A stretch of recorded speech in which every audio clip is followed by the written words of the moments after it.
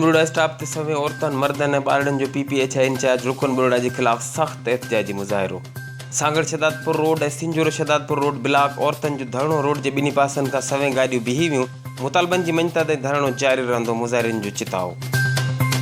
तफ़सील मूजिब PPHI in charge रुकन बोर्डा लुत्फ़ अली मेमून ख़िलाफ़ रुकन बोर्डा स्टाफ ते सवे औरतन ऐं मर्दन परवीन बुघे जी अॻवाणी में एहतिजाज करे रोड ब्लॉक करे छॾियो।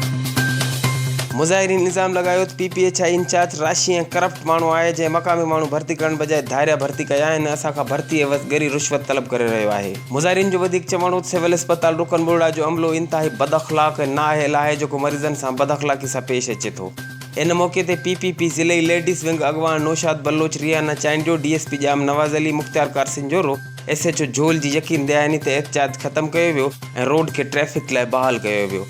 उजाला प्रेस क्लब जी टीम गुलाम नबी शेख, मोहम्मद मुश्तबा आराई, हैदर बख्श चांग सां ॻाल्हाईंदे परवीन बुघियो ऐं ॿियनि जो चवणो त अगरि असांजे मुतालबनि जो जल्द नोटिस न वरितो वियो त एहतिजाज जो दाइरो वधायो वेंदो।